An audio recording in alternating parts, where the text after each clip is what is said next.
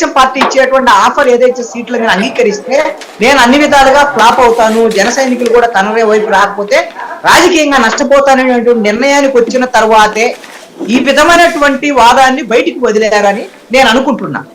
ఇప్పుడు మీరు ఒకసారి గమనించండి, 64 సీట్లకు సంబంధించిన అంశమే కాదు, మీరు ఆంధ్రజ్యోతి పేపర్లో నిన్న 13 ఎంపీ స్థానాలకు సంబంధించినటువంటి అభ్యర్థుల ప్రకటన ఒకసారి గమనిస్తే 2 సీట్లు జనసేన వాళ్ళకు ప్రకటించారు.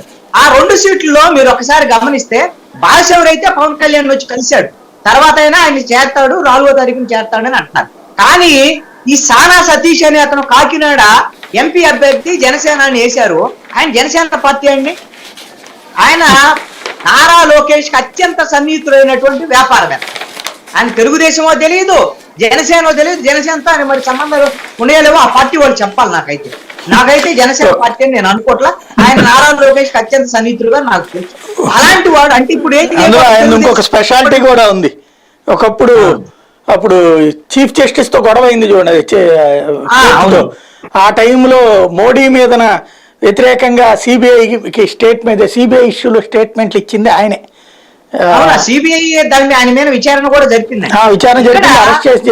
వ్యక్తిని తీసుకొచ్చి జనసేన ఎంపీ అభ్యర్థానికి వీళ్ళు రాసేసుకొని వేసేస్తే, అంటే తెలుగుదేశం వాళ్ళని తీసుకొచ్చి జనసేన అభ్యర్థులుగా చూపించి మేము ఇన్ని సీట్లు ఇచ్చాం అని కూడా చెప్పుకునేటువంటి ప్రయత్నాలు జరుగుతాయని ఎప్పటి నుంచో పాపం జనసేన వాళ్ళు కింది స్థాయి వాళ్ళు బీజేపీ వాళ్ళ అనుభవం బట్టి చెప్తున్నారు. అది నిన్నటి జరిగిపోయింది. అది ఏది ఎంపీ అభ్యర్థుల విషయంలోనే.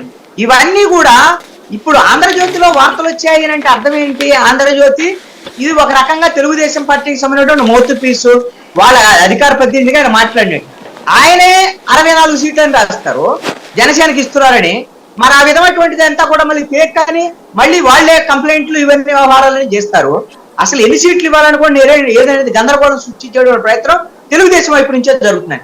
ఖచ్చితంగా జనసేన వాళ్ళకు ఒక సమాచారం ఉందండి, 25 ఎమ్మెల్యే స్థానాలు, 2 ఎంపీ స్థానాల వరకే తెలుగుదేశం అంగీకరించిందండి. మిగతా అన్ని స్పెక్యులేషన్స్. వాళ్ళు కోరుకున్నటువంటిది ఏంటి? మీరు హరిరామ జోగే లాంటి కాపు సంక్షేమ సేన నాయకులు మాట్లాడినటువంటి 60 నుంచి 70 స్థానాలు కావాలి. పవన్ కళ్యాణ్ తో కూడా జనసేన కీలకమైన నాయకులు మాట్లాడినటువంటి సందర్భంలో వాళ్ళు కూడా స్పష్టత ఇచ్చింది ఏంటంటే 60 సీట్లకే తక్కువైతే మాత్రం మనకి ఎట్టి పరిస్థితుల్లో కూడా ఇది గౌరవప్రదమైనటువంటి పోటీ కాకుండా ఉంటది, మనకు నష్టమైద్దని. ఒకవేళ పవన్ కళ్యాణ్ ఇప్పుడు ఉన్నటువంటి పరిస్థితుల్లో వైసీపీని గద్దె దించాలి, జగన్మోహన్ రెడ్డిని గద్దె దించాలి, అందుకే నేను అంగీకరిస్తున్నాను అంగీకరిస్తే పవన్ కళ్యాణ్ నిర్ణయాన్ని కూడా జన సైనికులు వ్యతిరేకిస్తారండి. జనసేనకి ఎవరైనా ఓట్లు వేస్తారేమో కానీ తెలుగుదేశం పొత్తులో ఉంటే అభ్యర్థులకు ఎవరు కూడా జన సైనికులు ఓటు వేసేటువంటి అవకాశం లేదని వాళ్ళు బహిరంగంగా చెప్తున్నారు. మరి ఇలాంటప్పుడు ఇక పొత్తుండే ఉపయోగం ఏముంటది? అటర్ ఫ్లాప్ అయ్యేటువంటి అవకాశం ఉంది. అందుకని